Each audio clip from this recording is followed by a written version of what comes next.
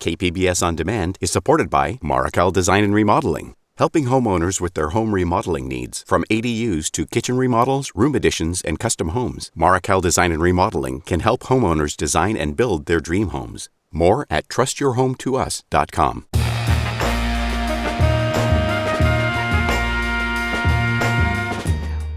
Welcome in San Diego, it's Jade Hindman. Today, a preview of the Old Globe's world premiere of Huzzah. But topping our show, an intriguing book that takes us into the underworld. This is KPBS Midday Edition, connecting our communities through conversation.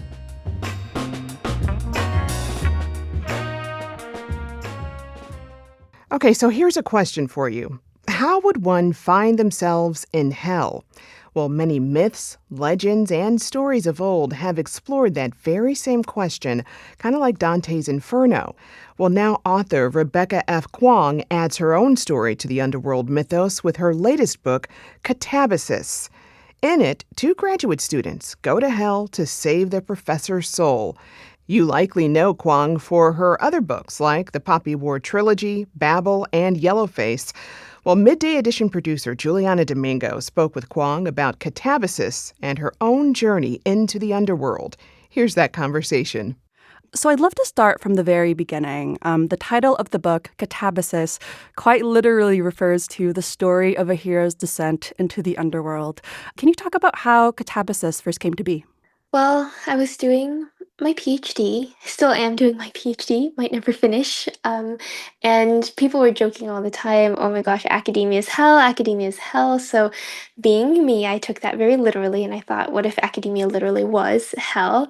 How silly would that be? And it started as just this cute little satire about the academies and the petty little departmental battles that go on campus. But as I started writing, I realized there were far deeper themes to this book than I had in mind, because to go to hell, you're essentially killing yourself. And I realized that I had all this buried stuff in my subconscious that I wanted to explore about depression and mental illness and suicide and chronic illness. So the book became my vehicle to talk about all these things that I hadn't really been able to put into my fiction before. So it's a classic story with me. I start out with a fun concept and then it gets very dark. Mm-hmm. And you mentioned kind of this concept of academia and hell. And I mean, there's one point in the book where hell literally manifests itself as a university campus. So how did you kind of want to approach that and really depicting the harsh realities of life in academia and the nuances that come along with that? Well, the reason why the university, or why hell is a university in this novel, is that I have a theory that hell presents itself differently to everybody who encounters it. And we see a lot of this in ancient depictions and myths of hell. There's a lot of Chinese paintings, for instance, where hell is just a regular courtroom. And of course, the Egyptian pharaohs were expecting to die and wake up surrounded by their favorite pets and their favorite servants and all the things they liked. So I thought it was really curious that people thought the afterlife was just a mirror image, a continuation of the life they knew.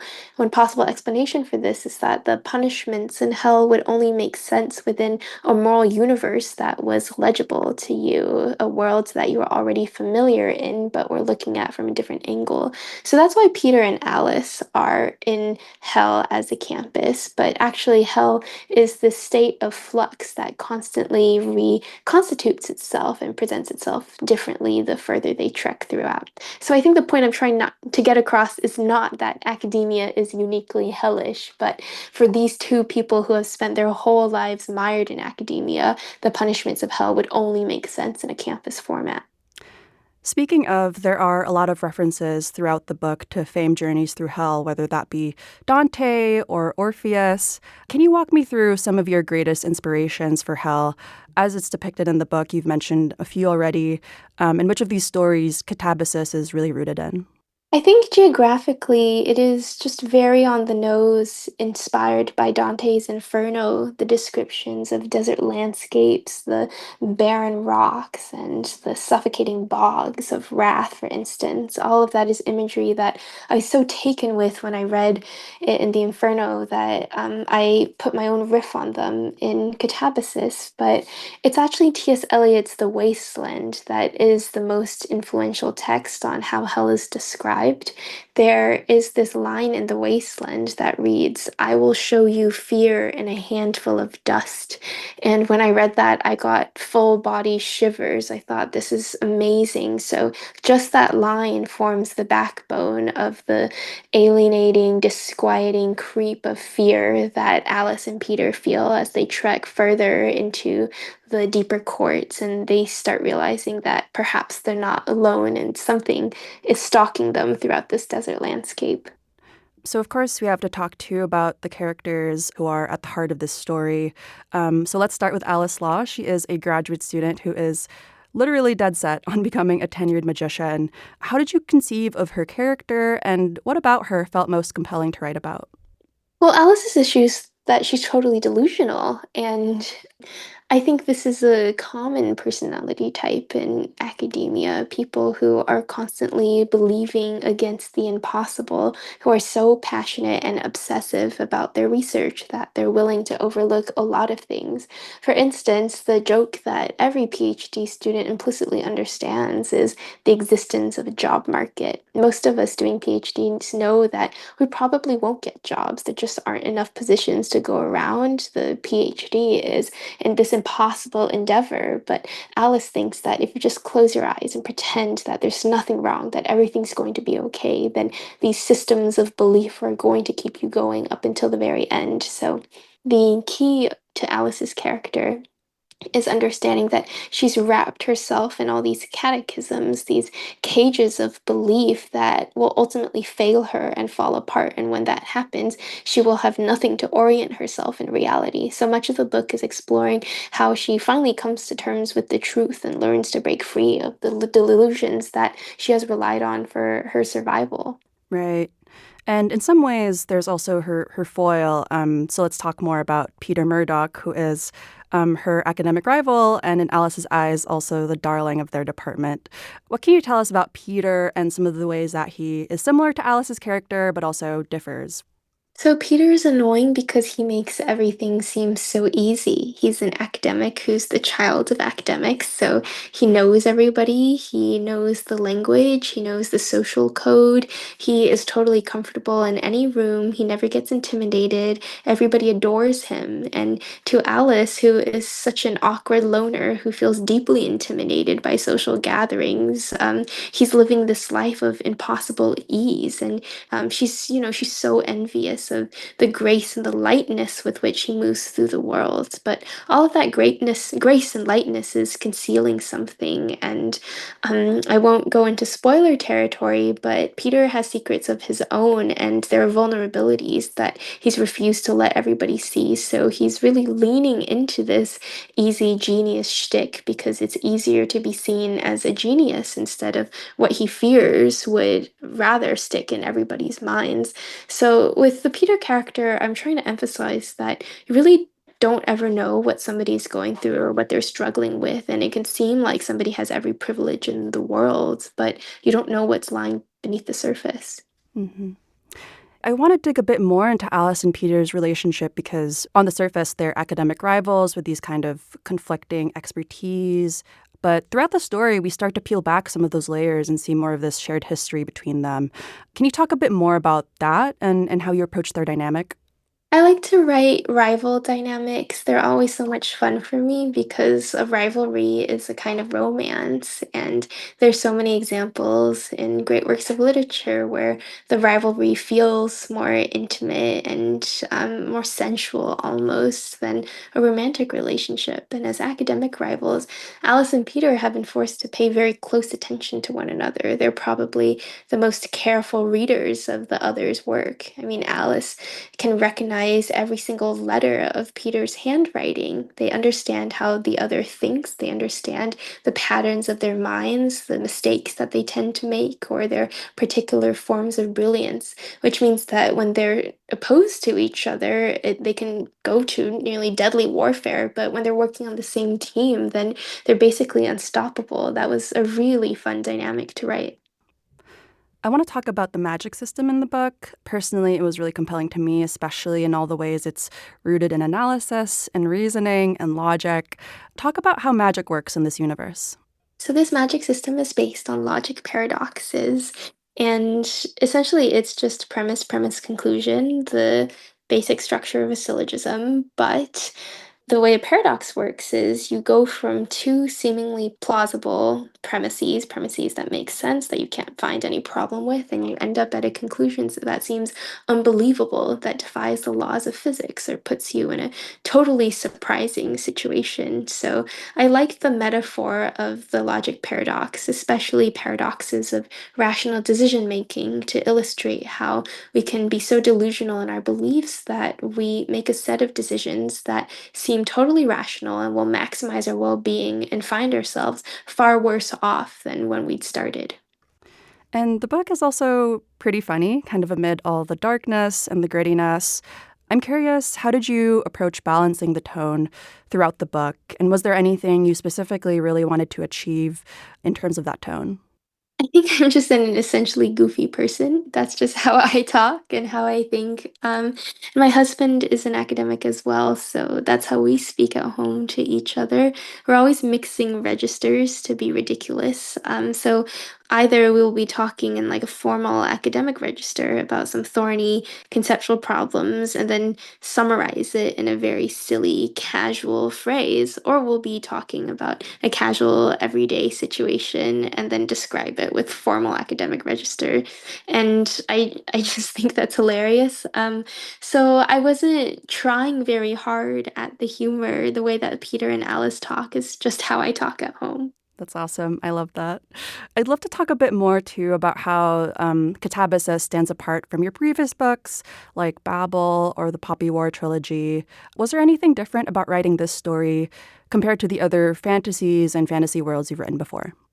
I find that every book feels harder to write because I'm learning more about craft and I am more attentive to issues that I never even would have noticed before. So I think certainly with this book, I was very careful with every sentence, every word choice. I was belaboring, and I wasn't like that earlier in my career when I was writing the Poppy War trilogy. The words just sort of flowed out of me because I wasn't interested in the art of the sentence. I was just interested in getting my ideas across.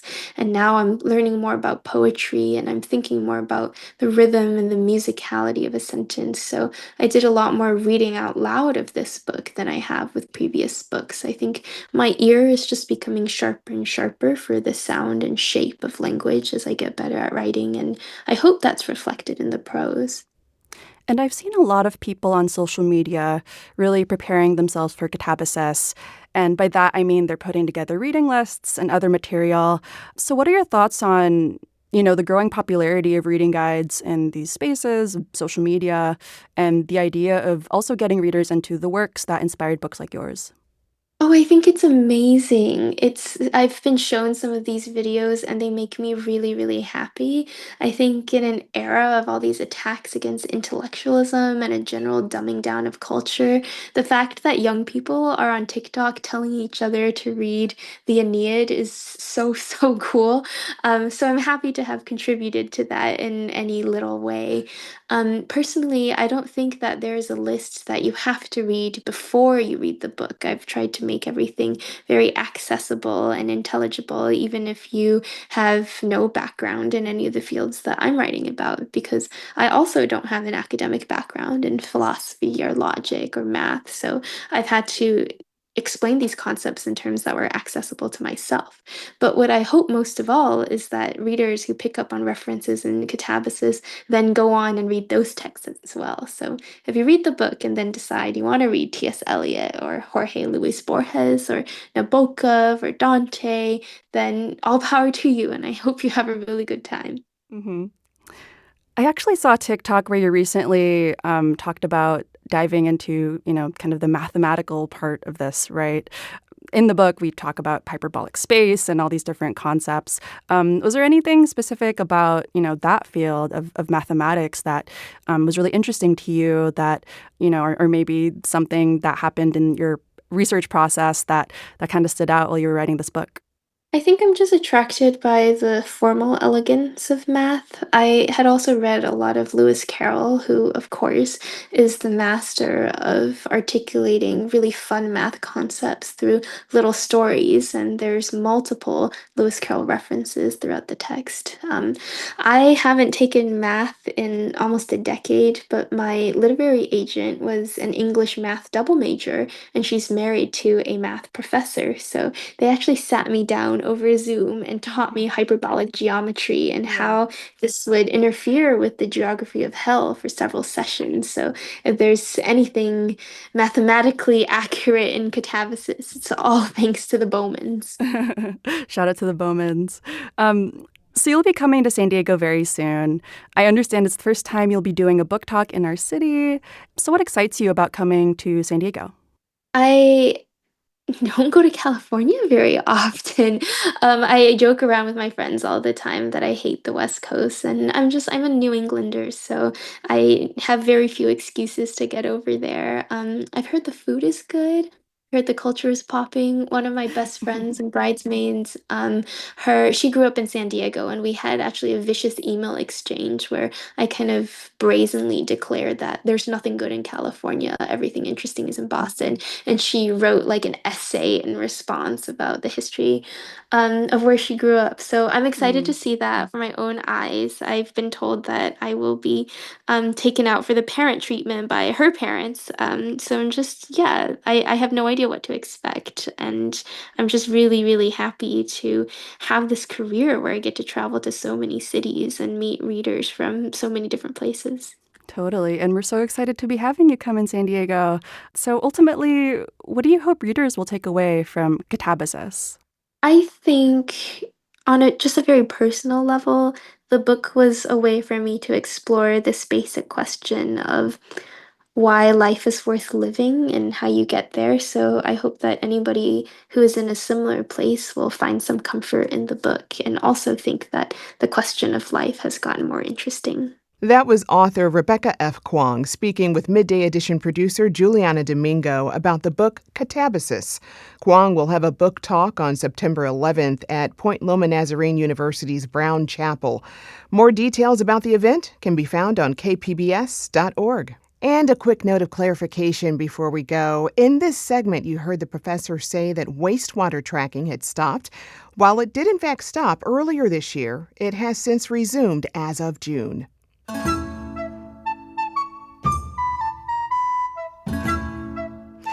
Gather ye lords and ladies, for a brand new musical is premiering this month, and it is set at a Renaissance fair. Hear about the Old Globe's latest musical comedy, Huzzah, when Midday Edition returns.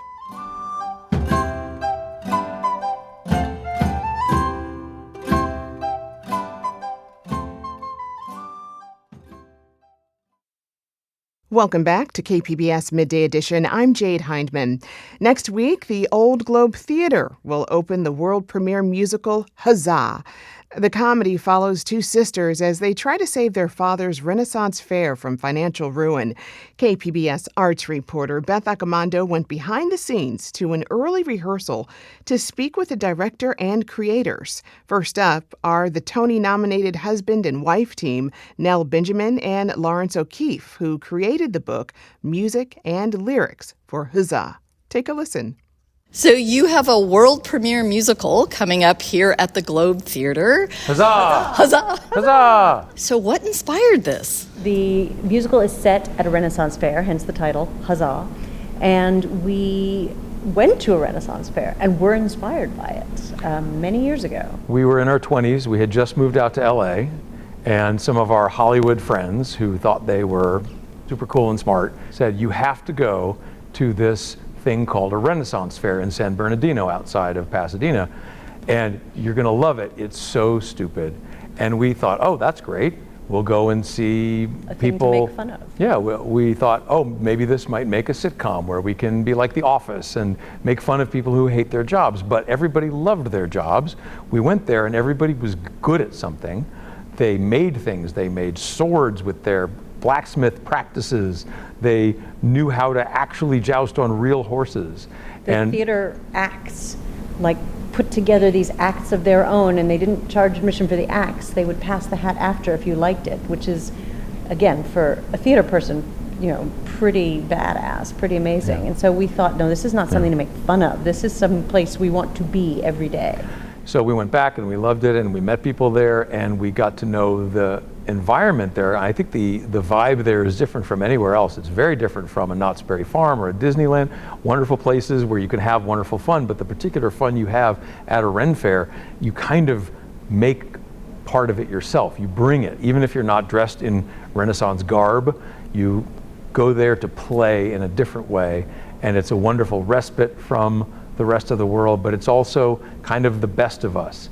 I like to say that it's sort of the most American thing we make, because you go to a place that's like a field or a pasture or a little forest glade, and you build booths and tents and sometimes castles, and you bring live horses and you make things with your hands and you sell them. And it's super American, but everybody has bad British accents. Yep. So it's fabulous. We love it. And also you get to interact, you get to be part of the show.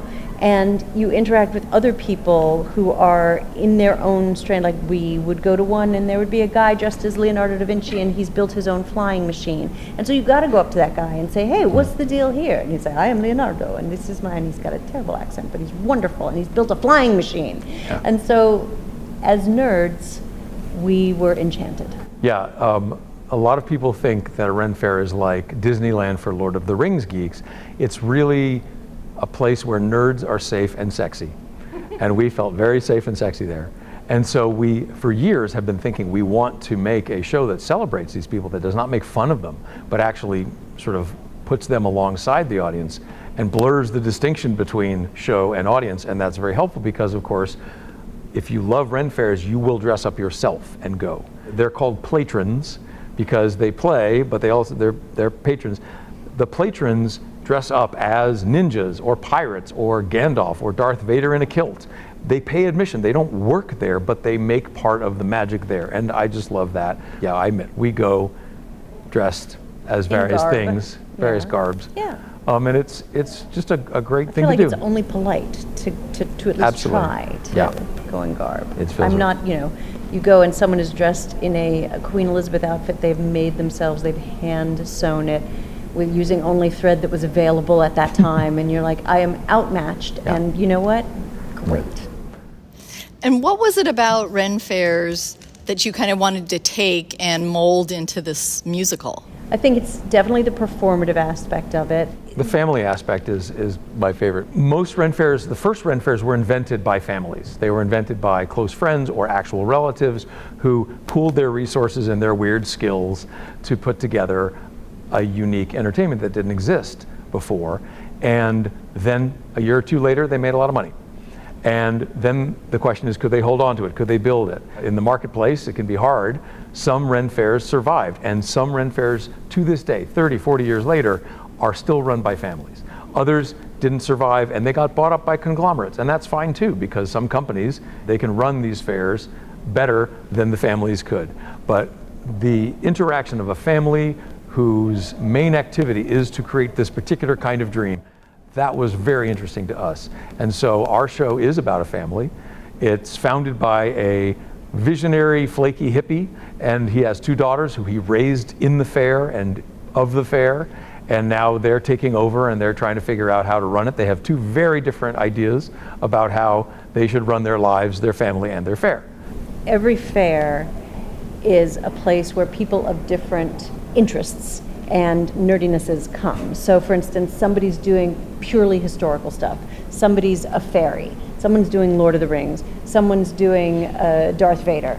Someone's doing all these things. And then they all come to one place with radically different interests and agendas, and they make a day of fun work together. And this is what's so wonderful. It's a place where everybody's doing their own thing, but they have to do it together as a community, which is kind of America, right? Like, we all want to do our own thing. We want to be our rugged individualist selves, but ultimately we've got to do this together. In addition to musical numbers, there are also fight sequences. Yeah, we have a musical number fight sequence, which rejoices my heart. I think you're going to see some of it now. Come, Cirrus! Have you caught your breath? Have at you! No, I need to talk to you! One of the characters in our show is Sir Roland Proud. He is the perfect knight. He lives every day as a knight of the Tudor court. And consequently, he fights. He is unbeatable by sword or lance. And his introductory song, which I think you're going to see some of, is the Song of Roland. What's my name? Sir Roland Proud! Sir Roland Proud! It is both an incredible sing and an incredible sequence. Discuss a little bit the choreography of musical numbers kind of blending into the choreography of a fight sequence. Are they similar? Do you have two completely different people handling each aspect of that, or is it an overlap? Two people, and they're working wonderfully together. Jacob, our fight choreographer, Katie, our choreographer, they are working together to make sure that the story gets told, because there are story beats even inside the song. That in the course of the song, we meet this star, Sir Roland Proud, who's never been to this fair before. He's arrived at the fair. He's there for the battle royale. He's taking on all comers and cracking some skulls and doing a great job. But he's also impressing people, and certain major characters are falling deeply in love with him in different ways, including the daughters, who find this guy very compelling. So you have a story sequence as we've written it in a song that we've written, and then Annie Tippe, our brilliant director, is staging it so that that story comes out while someone is still singing and fighting. So it's really sort of it's a group effort, and that's even before the actors get there, and they're amazing. So we sort of say that in our own experience, we don't like songs to be breaks from the story. We don't want to sort of say, this is the story and I'm feeling this, and then sing a song that says, this is what just happened and I'm feeling this. So we move forward at breakneck speed. So by the end of the song, story has moved forward irrevocably, and something has changed, and people have learned new things. That's kind of our favorite. That's our trick. But I don't think we've ever been in a position where we've thrown this much at a number. So it's incredibly exciting. Now shield high, spire, show me some glorious fire, spire.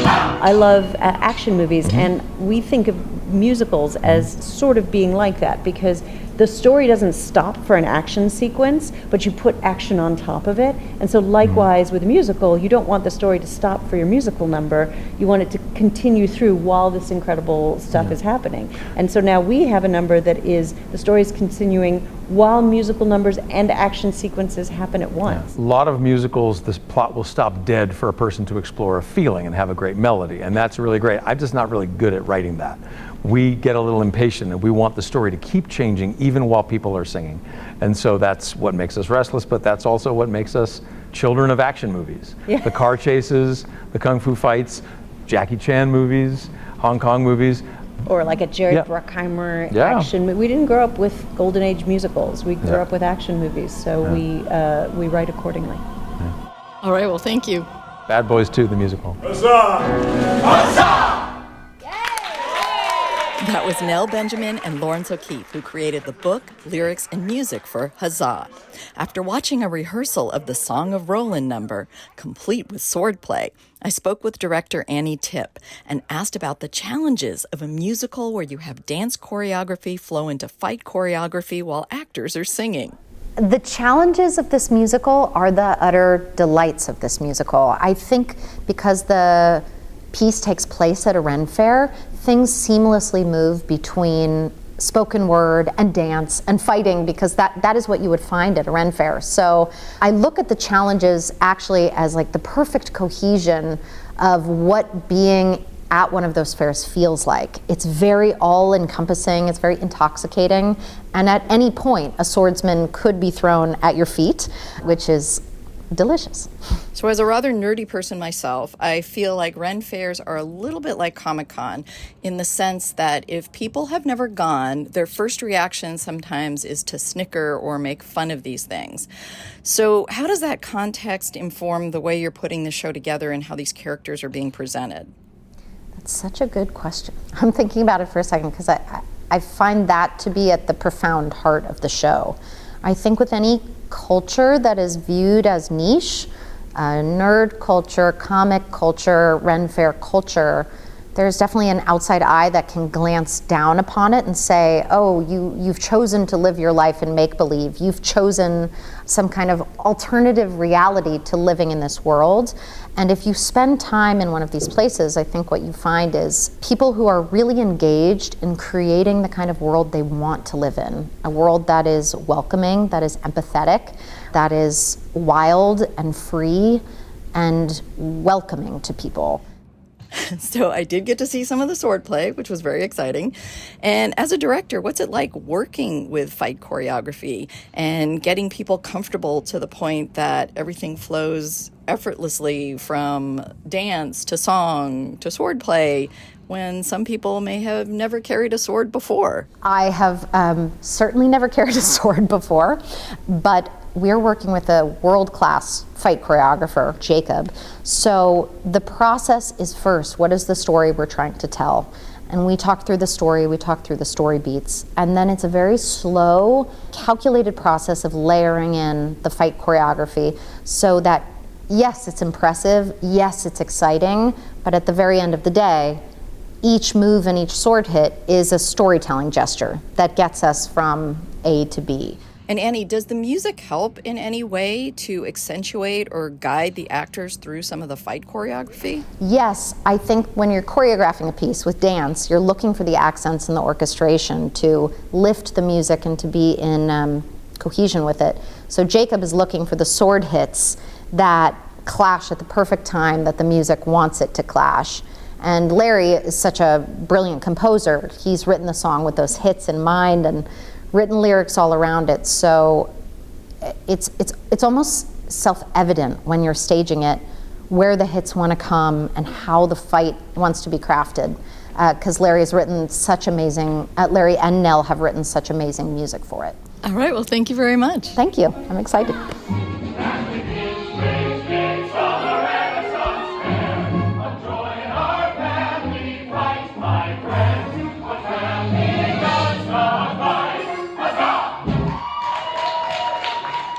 That was Beth Accomando speaking with director Annie Tippe about the upcoming musical Huzzah. Huzzah begins performances on September 13th at the Old Globe Theater and runs through October 19th.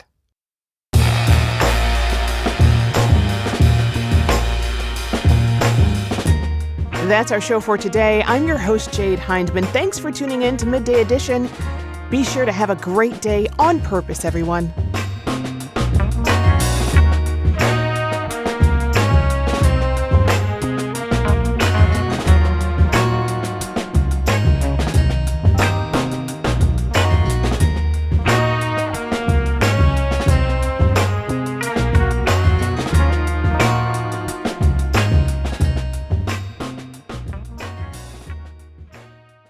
KPBS On Demand is supported by Marrokal Design and Remodeling, helping homeowners with their home remodeling needs. From ADUs to kitchen remodels, room additions, and custom homes, Marrokal Design and Remodeling can help homeowners design and build their dream homes. More at trustyourhometous.com.